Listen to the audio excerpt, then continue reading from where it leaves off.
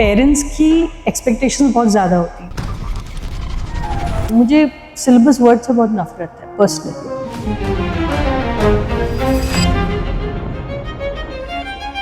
हमें चुप कराया गया था और हम भी वही चीज़ कर रहे हैं। मैं पेरेंट्स को भी ब्लेम नहीं करूँगी। मेरे को नहीं समझ में आता कि डराने की क्यों ज़रूरत है। हम नंबरों के खेल में रहे। बच्चों के पास बहुत सवाल है, ट्रस्ट मी। बच्चों का बचपन छीनने का हमें कोई हक नहीं है।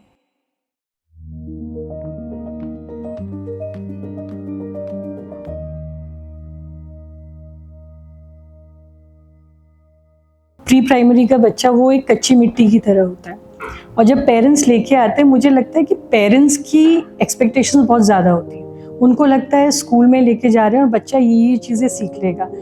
और सबसे बड़ा चैलेंज जो मैं फेस करती हूँ कि मैं अगर बच्चे से कोई सवाल पूछती हूँ, मैं उसका कोई टेस्ट नहीं ले रही होती, मैं उसके संग थोड़ा सा एक बात करके उसको जानने की कोशिश कर रही होती हूँ, या उसको थोड़ा एटीज करने की कोशिश कर रही होती हूँ। लेकिन अधिकतर क्या होता है कि पेरेंट्स को लगता है कि ये काइंड ऑफ इंटरव्यू हो रहा है, और वो शुरू हो जाते हैं। इसको ABCD आती है, इसको 1 to 10 आती है, इसको पोएम आती है। सबसे बड़ी चीज़ ये है कि जो बच्चा मेरे पास प्री प्राइमरी में आ रहा है, उसको कुछ नहीं आना चाहिए, कायदे से उसे कुछ नहीं आना चाहिए। वो मेरे पास आ रहा है तो बिल्कुल ब्लैंक है, खाली एक ब्लैंक स्लेट की तरह होता है, उसकी तरह आएगा।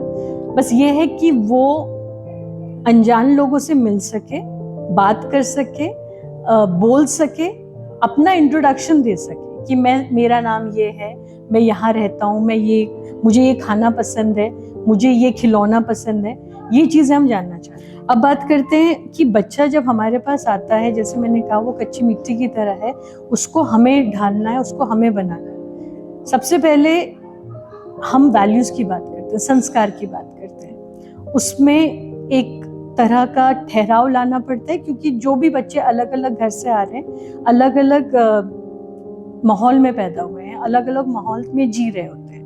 तो उस चीज़ को एक समानता लाने के लिए हम उनको पहले वैल्यू सिस्टम के संग इंट्रोड्यूस करते हैं उनको, कि बैठेंगे, कैसे शेयरिंग करेंगे, कि सब खाना एक साथ खा रहे हैं, सब एक साथ खेलेंगे, सब अपनी चीज़ एक दूसरे के संग शेयर करेंगे।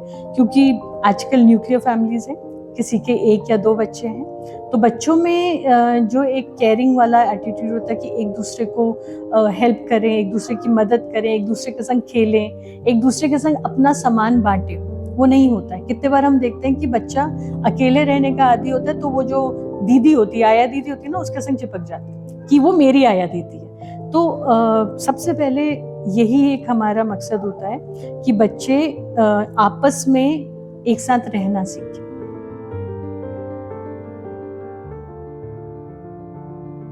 राइट और रॉन्ग तो मैं नहीं कहूँगी, क्योंकि शायद हम कहते हैं ना कि माँ बाप पहले शिक्षक हैं अपने बच्चों के।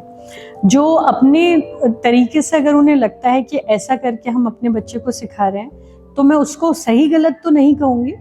लेकिन अगर हम एक स्कूल के दृष्टिकोण से देखें, अगर हम स्कूल के पर्सपेक्टिव से देखते हैं उस चीज़ को, तो ये ज़रूरी हो जाता है कि बच्चे को ये सब चीज़ें जो एक उम्र के साथ सीखनी है, वो हमने पहले सिखा दी। जैसे मैंने आपको बताया कि अगर प्री नर्सरी का उसमें दाखिला लेना है, तो उसको कायदे से ABCD पूरी नहीं होनी चाहिए, 1 to 50 नहीं आना चाहिए, क्योंकि ये तो करिकुलम में है आगे जाके। और अभी जो पढ़ाने की बात है, वो पेरेंट्स पढ़े लिखे हैं, सब घर में पढ़ा सकते हैं। हम बात करेंगे सोशल क्वोशंट की और इमोशनल क्वोशंट की, जो आपने बात करी, वो बहुत इंपॉर्टेंट है। और वही चीज़ एक स्कूल सेटअप में मिल सकती है, वो घर पे इतनी जल्दी नहीं मिलेगी। घर पे हम एक बच्चे के संग सारा काम कर रहे हैं, एक हैंडलिंग एक बच्चे की हो रही है। लेकिन अगर मैं स्कूल में कहूँ, जैसे हमारे वहाँ पे प्री नर्सरी में 15 बच्चे होते हैं, 15 से 20 बच्चे से ऊपर नहीं होता है, जो कि एक टीचर हैंडल कर सकती है विद आया दीदी एंड ऑल। तो उस केस में एक एक बच्चे के संग जो काम होता है, तो काम पढ़ाई का नहीं है, क्योंकि मैंने कहा A to Z सब पढ़ा सकते हैं आज के दिन। काम होता है कि उस बच्चे को जब हम बैठा रहे हैं, तो उसकी मेंटल एबिलिटीज़ को स्ट्रॉन्ग करना है, उसको सोशली स्ट्रॉन्ग करना है, यानी कि सोशल इंटरेक्शन होना चाहिए, आपस में बच्चों के संग बात करना, जैसे हम शेयरिंग केयरिंग की बात कर रहे थे, और इमोशनल क्वोशंट, बिकॉज कुछ नहीं मिला एकदम से रोना शुरू कर देना, अपनी बात नहीं हो पाई रोना शुरू कर देना, टैंट्रम्स करना, ये सब। तो ये सारी चीज़ों को हैंडल करना बहुत ज़रूरी होता है। तो इस लेवल पे पढ़ाई से ज़्यादा इन चीज़ों पे फोकस करना है, क्योंकि अभी जब हम बात करेंगे क्लास 1 और 2 की, तो हम स्किल्स पे आ जाएंगे कि जब तक का स्किल्स डेवलप नहीं होंगे पढ़ाई कहीं पे काम नहीं आएगी। आज के दिन बड़ा बच्चा जो है वो गूगल में जाके, चैट जीपीटी में जाके सब कुछ पढ़ सकता है। उसको अगर रीडिंग आती है तो वो कुछ भी कर सकता है, लेकिन क्या रीडिंग एज अ स्किल हमने डेवलप करी है, वो चीज़ देखना ज़रूरी है। तो अगर मैं स्कूल की बात करूँ यहाँ पे, तो अगर मैं प्री नर्सरी में बच्चे के सोशल इमोशनल कोशेंट पे काम कर रही हूँ, तो मैं उसके स्किल्स पे LSR, उसकी लिसनिंग स्किल्स, उसकी स्पीकिंग स्किल्स, उसकी रीडिंग स्किल्स और फाइनली राइटिंग स्किल्स। जबकि हमने क्या देखा है, बच्चे को ABCD पढ़ाई जाती है, फिर कॉपी में लिखाया जाता है, हाथ पकड़ के लिखाया जाता है, पॉइंट्स बनाए होते हैं, ज्वाइन करना सिखाया जाता है। राइटिंग जो होता है वो लास्ट में आता है। अगर आप आज की डेट पे एक ट्रू सिस्टम को फॉलो करेंगे, तो सबसे पहले बच्चे को सुनना है, जो हम बोल रहे हैं, कुछ भी बोल सकते हैं, it can be a poem, एक इंटरेक्शन हो सकता है कि आज आपने क्या खाया, आज आपने क्या करा, तो उसमें वो लिसनिंग स्किल्स हमने डेवलप करा रहे हैं। फिर उसको हम एनकरेज करते हैं स्पीकिंग का, वो कुछ भी कर सकते हैं, वो अपने घर में किसी भी भाषा में, किसी भी तरह, किसी भी एक्सप्रेशन के साथ घर की बात करें तो हम एनकरेज करते हैं। जैसे हम पेरेंट्स से कहते हैं आज स्कूल में क्या हुआ, घर जाके बच्चे से जरूर पूछेगा, वैसे ही बच्चा घर में हम उससे पूछते हैं आप सवेरे कितने बजे उठे थे, आज कैसा हुआ, आज आप थोड़े सैड लग रहे हो, क्या हुआ, कुछ खाया था, कुछ नहीं। हम एनकरेज क्या कर रहे हैं, स्पीकिंग स्किल्स। स्पीकिंग का मतलब ये नहीं है कि एक पोएम रट के आ गया और सुना दिया। स्पीकिंग शुड बी स्पॉन्टेनियस, कि कुछ भी पूछ रहे हो बता रहे हैं। और जब ये स्किल्स डेवलप रहती हैं तो हम उसको फोनिक साउंड्स में लाते हैं, जहाँ पे रीडिंग आती है। क्योंकि आप भी मानोगे कि जब बच्चे को रीडिंग स्किल्स डेवलप हो जाती है तो वो कुछ भी पढ़ सकता है। अभी क्या होता है, टीचर रीडिंग कर रही है, बच्चा उसको रोट लर्निंग में ले जा रहा है, उसको फॉलो कर रहा है, उसको बिल्कुल पैरेट की तरह उसी चीज को रिपीट कर रहा है, पर उससे बच्चे की रीडिंग स्किल्स नहीं बन सकती। रीडिंग स्किल्स फोनिक ड्रिल से बनेगी। तो फोनिक ड्रिल्स जो होती हैं ये प्री प्राइमरी लेवल पे ही होती है, नर्सरी और KG लेवल पे होते हैं, जहाँ पे बच्चे को फोनिक ड्रिल करने के बाद वो वर्ड्स को, मतलब अल्फाबेट्स को मिला मिला के पढ़ना सीखता है, और इसीलिए वो रीडिंग स्किल्स डेवलप होती है। जहाँ रीडिंग स्किल्स डेवलप हो गई, ट्रस्ट मी 99% काम हो गया, क्योंकि जब बच्चा खुद से पढ़ना जानता है, उससे स्पीकिंग और लिसनिंग हो गई है, तो ही इज परफेक्ट। उसके बाद आपका रिटन वाला पार्ट आता है। और ठीक है, जब तक हम एक सिस्टम में है, ट्रेडिशनल सिस्टम में है, बच्चा लिख रहा है। मेरे पास बहुत बच्चे आके बोलते हैं, बड़े बच्चे, मैम आने वाले टाइम पे तो everything is on the computer में है, डिजिटल है, तो हम लिख क्यों रहे हैं। I said till the time ये स्किल है, इट इज अ स्किल। कोई स्किल हो सकता है बाद में जाके ऑब्सोलीट हो जाए, बट इसका मतलब ये तो नहीं कि आज के दिन हम वो स्किल को नहीं सीखे। तो हम वो स्किल सीख रहे हैं, जब तक का है वो रेलेवेंट हम यूज करेंगे। जिस दिन नहीं होगी, योर जनरेशन को डजंट वांट इट, नहीं होगा, लेकिन अभी हमें वो करना है। सो LSRW is the next stage of it, जहाँ पे स्किल डेवलपमेंट हम कर रहे हैं और बच्चे को उस पर फोकस करें। आप कहीं पे भी देखो, मैंने यहाँ पे कोई सिलेबस की बात नहीं करी, और वो एक चैलेंज है, क्योंकि कितने बार पेरेंट्स टीचर्स का ये कहना होता है हम सिलेबस नहीं हुआ है, ये किताब में था, ये सब नहीं पढ़ाया गया। और मेरा कहना फिर घूम फिर के एक ही चीज होती है, वो पढ़ना और जो हम करना चाह रहे हैं उसमें बहुत फर्क है। वो सब चीजें वो पढ़ लेगा, अगर मैं उसमें 3 महीने उसके स्किल्स डेवलपमेंट में लगा रही हूँ, तो जो करिकुलम हम कहते हैं, मुझे सिलेबस वर्ड से बहुत नफरत है पर्सनली, तो करिकुलम जो डिजाइन है वो बहुत आराम से हो जाएगा। लेकिन अगर हम डे 1 से सिर्फ करिकुलम में फोकस करेंगे तो स्किल डेवलपमेंट तो हो ही नहीं सकता। सो स्किल डेवलपमेंट है जो कि नेक्स्ट स्टेज है। प्री प्राइमरी लेवल पे एक तो स्टूडेंट स्ट्रेंथ कम होनी चाहिए, दूसरा टीचर ऐसी ट्रेंड होनी चाहिए कि उसे हर बच्चे को यूनिक तरीके से करना। अगर मैं अपनी पर्सनली बात करूं, मेरा टीचर से सबसे पहले ये कहना होता है कि जब बच्चा आपके पास आ रहा है तो सबसे पहले बच्चे को जानिए। जब आप बच्चे को जानेंगे तो उसका प्लस और माइनस आप देख लेंगे, चाहे वो छोटा बच्चा है चाहे बड़ा बच्चा है, और उसके बाद आप उसके लिए एक इंडिविजुअल प्लान बनाएंगे जो उस पर काम करेगा। क्योंकि अगर हम कॉमन प्लान के साथ चलते हैं तो आपने रोबोट्स बना दिए, आपने एक्चुअली क्लोन्स बना दिए, तो आपने हर बच्चे को अलग कैसे, यूनिक कैसे करा? हम बोलते हैं child is unique, but we are not doing anything जिससे कि उसमें यूनिकनेस को हम फोरफ्रंट पे ला सकें।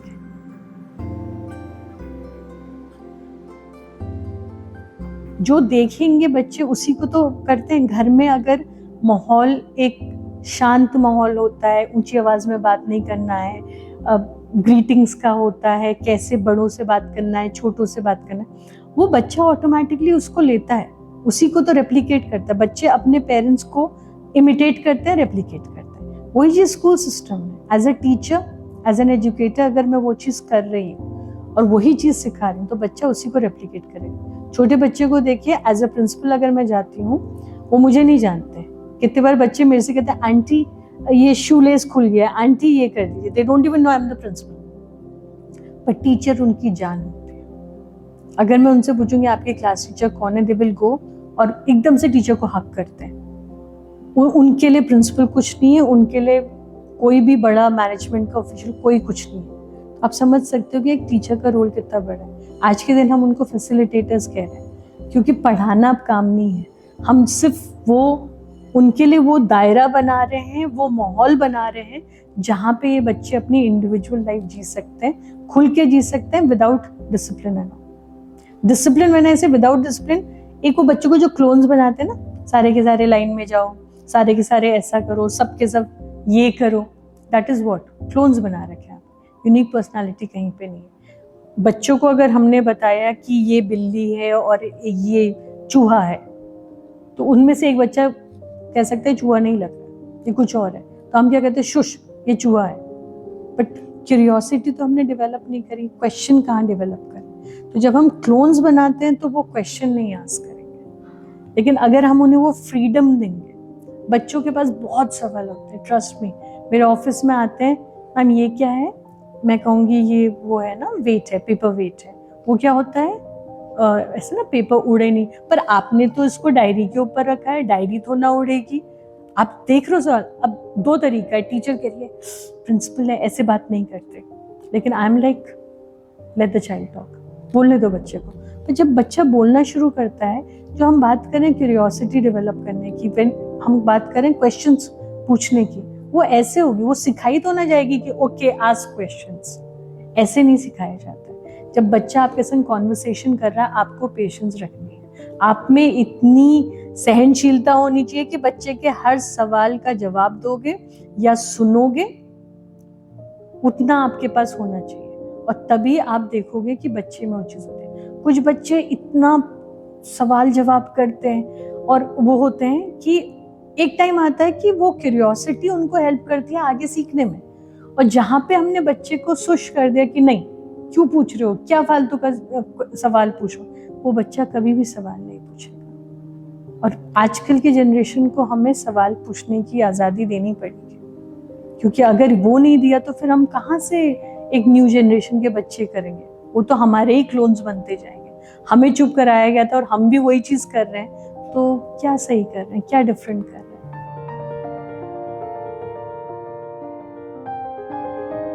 जब सीबीएसई ने सीसी सिस्टम करा था तो वही मार्क्स से हम लोग ग्रेड्स में आए थे। कारण वही था कि जब पेरेंट्स कंपेयर करते हैं कि मेरे बच्चे के 100 में से 100 क्यों नहीं आए हैं, क्योंकि अल्टीमेट वही माना जाता है, तो उसमें ग्रेडिंग की बात आई। ग्रेडिंग में भी एक वाइड प्लेटफॉर्म दिया गया था कि 91 से 100 तक का A+ होगा या A1 होगा। तो ये था कि एक 91 वाला बच्चा भी A1 पे और एक 100 वाला भी। तो उन्होंने कुछ लेवल तक का कॉम्पिटिटिवनेस को कम कर दिया था। जो आपस में एक रहता था, पेरेंट्स पे, बच्चों पे प्रेशर करते थे पेरेंट्स कि उसके 100 आए, तुम्हारे क्यों नहीं आए। तो A1 आया। अब वो A1 ये था कि 91 भी हो सकता था, 100 भी हो सकता था। तो काम तो बहुत सही हुआ था कि ग्रेड्स में लाने में क्या हुआ था, आपने जो एक बहुत बड़ा वेरिएशन था उसको कम कर दिया था कि अब बच्चों पे इतना प्रेशर नहीं होना था। अनफॉर्चुनेटली क्या हुआ कि पेरेंट्स फिर भी कितने बार प्रेशर डालते हैं कि इसके नंबर कितने आए। ग्रेड तो A1 है, लेकिन इसके नंबर कितने हैं, तो उन्हें नंबर जानना ही जानना है। और ग्रेड्स लाने के पीछे यही कारण था कि अगर ग्रेड्स ऐसे आए हुए हैं तो यहाँ से कंपटीशन हट गया।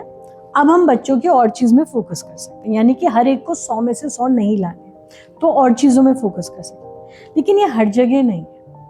मैं बता रही हूँ स्कूल सिस्टम में अगर स्कूल स्ट्रिक्टली कहीं पे फॉलो करना चाहे तो ऐसे स्कूल्स हैं, ऐसे काफ़ी स्कूल्स चल रहे हैं जो एक ग्रेडिंग सिस्टम पे चल रहे हैं, जो स्किल्स डेवलपमेंट के ऊपर चल रहे हैं और जहाँ पे बच्चे की ओवरऑल पर्सनालिटी पे काम हो रहा है। ग्रेड्स हैं लेकिन वो एक कह सकते हैं क्राइटेरिया को फुलफिल करने के लिए, नहीं तो कितनी जगह बिकॉज बोर्ड्स और ये सब 9th-10th में that is a formal system, वो एक फॉर्मल सिस्टम ऑफ एजुकेशन है। 8th तक का कोई एग्जाम्स नहीं हो रहे, बच्चा पढ़ रहा है, ग्रेड्स के सहारे वो आगे बढ़ रहा है, वहाँ पे उसकी एकेडमिक स्ट्रेंथ को वैसे नहीं देखा जा रहा है जैसे अभी होता है कि अरे मेरे बच्चे के यहाँ नंबर कैसे कम हो गए या ये सब है। तो ऐसा नहीं है कि नहीं हो रहा, उसके लिए माइंडसेट सबका सेम होना बहुत जरूरी है। मैं पेरेंट्स को भी ब्लेम नहीं करूँगी क्योंकि स्कूल सिस्टम में मैनेजमेंट को समझना पड़ेगा कि हम ऐसी चीज़ चला सकते हैं। जो प्रिंसिपल है, टीचर्स है, उनको उसमें बिलीव करना पड़ेगा। अगर मैं उस सिस्टम में बिलीव नहीं कर सकती तो मैं उसको अप्लाई भी नहीं करूँगी। अगर मैं ही पेरेंट्स से ये बोलो हाँ ये ग्रेडिंग सिस्टम है पर क्या करें, ये अप्लाई करना है तो हम कर रहे हैं, यानी कि आप उस सिस्टम में बिलीव नहीं करते। तो पहले आपका बिलीव होना बहुत ज़रूरी है। पेरेंट्स को इतनी हम ओरिएंट करें कि उनको उस सिस्टम की पूरी चीज़ें समझ में आए। ट्रांसपेरेंसी होनी चाहिए कि उन्हें समझ में आ जाए कि नंबरों का खेल नहीं है, बात हम स्किल्स की कर रहे हैं, बात हम एक इंडिविजुअल की पर्सनालिटी डेवलपमेंट की कर रहे हैं, बात हम एक इंडिविजुअल को इतना संपूर्ण बनाने की बात करें कि आगे चल के वो सब कुछ खुद कर सके। और ये हो सकता है, ये बहुत आराम से हो सकता है। लेकिन हम क्या है, हम नंबरों के खेल में रह गए। हम सिर्फ सब्जेक्ट कितने नंबर आए, कितनी परसेंटेज आई, मेरे बच्चे को ये अवार्ड मिला नहीं मिला, उसी के खेल में रह गए और हम भूल रहे हैं कि हमने बच्चे को क्या बनाया। अगर इस केस में जब पेरेंट्स की बहुत ज़्यादा इंटरफेरेंस हम देखते हैं ना, वो बच्चा आगे चल के इंडिपेंडेंट नहीं बन सकता। और कभी कभी बहुत सरप्राइजिंगली, क्योंकि I have like it's been more than 30 years now, और मेरे जो पुराने बच्चे पढ़ाए हुए हैं जो जहाँ जहाँ गए हैं, सरप्राइजिंगली वो ऐसे बच्चे भी हैं जो एवरेज थे, जिनके लिए ये बोला गया था कि ये क्या करेंगे, वो इतने सक्सेसफुल हो रहे हैं कि मैं खुद सरप्राइज हूँ कि ये बच्चा तो, इसके तो 70% आती थी, अरे इसके तो बोर्ड में कैसे आए हैं, और वो इतनी अच्छी जगह पे स्टैब्लिश्ड है, अपने ड्रीम्स फॉलो कर रहे हैं, अपनी they are living their life और खुश हैं। और जब मैं उनसे बात करती हूँ तो मुझे ना एक जिस बात पे मैं अभी बिलीव करती हूँ कि बच्चों को ये चीज़ें करनी है, ये बहुत ज़रूरी नहीं है, तो वापस कभी अगर मैं डीमोटिवेट खुद से भी होती हूँ ना, वो मेरे मोटिवेशन बनते हैं। टीचर्स डे के दिन जब उनके मैसेजेस आते हैं, बर्थडेज के दिन, अब सोशल मीडिया की जब हम बात करते हैं ना, तो फेसबुक और उसमें मैं जाती नहीं हूँ, लेकिन बर्थडे के टाइम पे मैं ज़रूर जाती हूँ बिकॉज उस टाइम पे मैं सारी मैसेजेस देखती हूँ और वो मुझे एक बार फिर मोटिवेट करता है।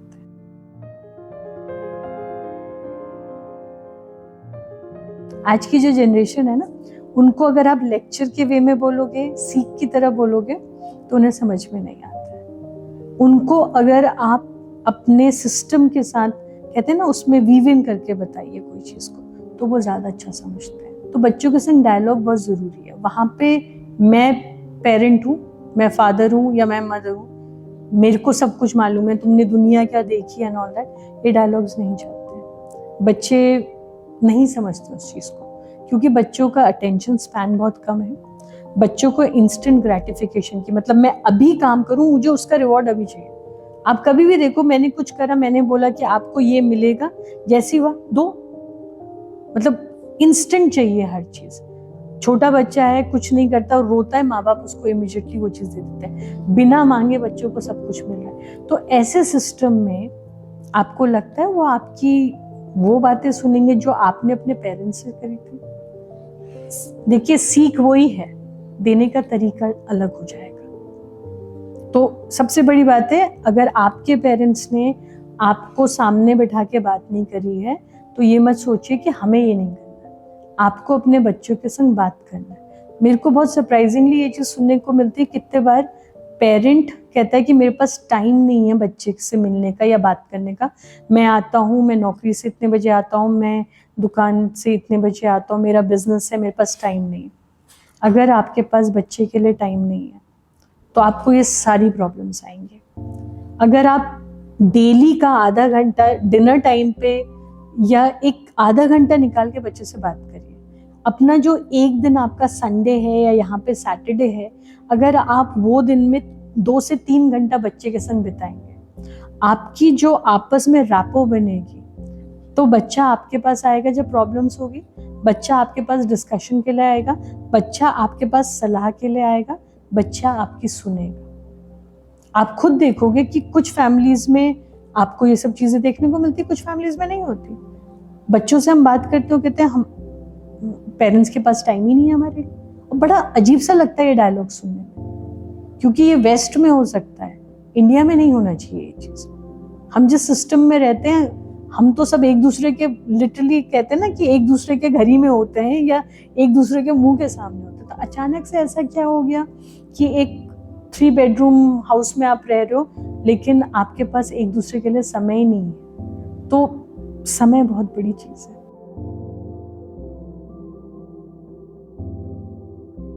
अगर मैं अपने को फिर वही पेरेंट के रूप में देखूं, तो मुझे अगर मेरा बच्चा खुश नहीं है, यानी कि वो स्कूल आ रहा है, लेकिन कहीं ना कहीं मैंने अपने बच्चे में ये चीज़ देखा है कि वो खुश नहीं है या कोई परेशानी है जो मैंने देखी है। क्योंकि देखिए, अगर मेरा डायलॉग है तो मुझे पता होगा मेरा बच्चा स्कूल जाना चाहता है, किससे खुश है, किस चीज़ से नहीं खुश है। तो मेरा सबसे पहला सवाल वही होगा कि मैं बात मार्क्स की नहीं कर रही, बात मैं ये कर रही हूँ कि इसको मान लो मैथ पसंद नहीं है, गणित से ये घबराता है, तो ऐसा क्यों है? ये नहीं कि इसके नंबर क्यों नहीं आ रहे, ऐसा क्यों? क्योंकि मैथ का फोबिया होता है, बच्चों में होता है, और वो कहीं ना कहीं से डेवलप होता है। हिंदी का हम कहते हैं मात्रा नहीं आती, कुछ नहीं आती, क्योंकि हमने ये चीजें बना दी है। ये एक हवा क्रिएट करा गया है कि गणित मुश्किल है, मैथ मुश्किल है, सोशल साइंस में रटना पड़ता है, साइंस में चीज़ें समझनी पड़ती है, हिंदी में मात्राओं का होता है। ये सब चीज़ें जब हम बोलते हैं तो एक हमने धारणा बना के रखा होता है। तो अगर एज अ पेरेंट है तो आप जाके ये पूछिए कि मेरा बच्चा खुश है या नहीं है, या इस चीज़ से घबराता क्यों। अगर हम यहाँ पे पूछना शुरू कर दें कि मैम इसमें 92 आए हैं, इसके 8 नंबर कटे कहाँ पे, तो वहीं पे गेम खत्म है। क्योंकि पेपर है, आंसर शीट है, आप देखोगे आपको पता चल जाएगा 8 नंबर कहाँ पे गए थे। मुझे ये पूछना है कि मेरा बच्चा स्कूल आ रहा है तो वो खुश है तो बहुत अच्छी बात है, नहीं है तो क्यों नहीं है। या मेरे बच्चे में ये सब चीज़ें हैं, पर मुझे पर्सनली लगता है कि जब ये शाय नेचर्ड है, या ये बात नहीं करता है, या कुछ चीज़ों से घबराता है, इसको स्टेज फियर है। मेरे पास बहुत से पेरेंट्स इस बात को कहते हैं, मेरा कभी कॉन्वर्सेशन होता है तो कहते हैं हम सब कुछ तो ठीक है, लेकिन जैसे इसको कभी स्टेज में जाना होता है, या अगर हमारे घर में कोई लोग आते हैं, इसको बात करनी होती है, तो ये एकदम से शाय फील करता है। तो मैम कुछ पर्सनालिटी डेवलपमेंट की क्लासेस कर दीजिए। बात वो नहीं है, बात वहीं पे आ जाती है कि स्कूल सिस्टम में भी और घर पे भी हमें बच्चे को एनकरेज करना है बोलने के लिए। मेरा यही कहना है पेरेंट्स से कि इस सारी दौड़ में और ये नंबरों के खेल से बाहर आके ये देखिए, क्या आपका बच्चा खुश है, क्या वो अपना बचपन जी रहा है। क्योंकि ये बात मेरे को बहुत बुरी लगती है कि अगर क्लास 3 और 4 में पढ़ने वाला बच्चा है, यानी कि उसकी उम्र है 7 या 8 साल, अगर हम रिकॉल करेंगे कि 8 साल की उम्र में हम क्या करते थे और वो क्या कर रहे हैं, और वो ऐसी मेच्योर वाली बातें करते हैं कि मेरे आंखों में आंसू आ जाते कभी कभी कि इनका बचपन कहाँ चला गया। वो इतनी बड़ी बड़ी बातें करते कि मेरे पेरेंट्स ने बोला है ऐसा करना है, ये नहीं करना है। तो उनका बचपन तो खत्म हो गया, वो बचपन कब जीने वाले हैं?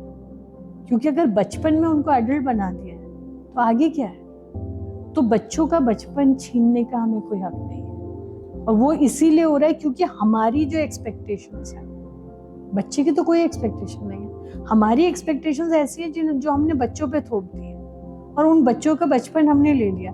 और हम बात करते हैं कि हमारे माँ बाप ने हमें ऐसा नहीं करा, ये नहीं करा, तो हमने क्या करा, अपनी एक्सपेक्टेशंस बच्चों पे मत डालिए, उनको हर पल उनको जीने दीजिए। अगर एक 15 साल का बच्चे में भी बचपना है तो उसकी जिंदगी है, वो अपने समय से जीने दीजिए उसको समय से पहले बड़े करने का कोई सेंस नहीं होता। जैसे वही है ना, प्री प्राइमरी का बच्चा आ रहा है तो उसे हंसते खेलते हुए आना चाहिए कि अब मैं घर से निकल के दूसरे घर में आ रहा हूँ जो एक थोड़ा बड़ा घर है। इंस्टेड हमने उस पर क्या प्रेशर डाल दिया, उसको A to Z पढ़ा दिया, ये सब पढ़ा के हमने स्कूल भेज दिया और फिर से वही चीज पढ़ना है। और फिर माँ बाप कहते हैं ये तो मेरे बच्चे को आता है, तो इसको ना इस क्लास से दूसरे क्लास में डाल दीजिए। क्या मतलब, मुझे नहीं समझ में आती ये चीज। तो वही चीज है, बच्चों को उनका बचपन जीने दीजिए, अपनी एक्सपेक्टेशंस का बोझ उनके ऊपर मत डालिए। मैं नहीं चाहूंगी वो चीज।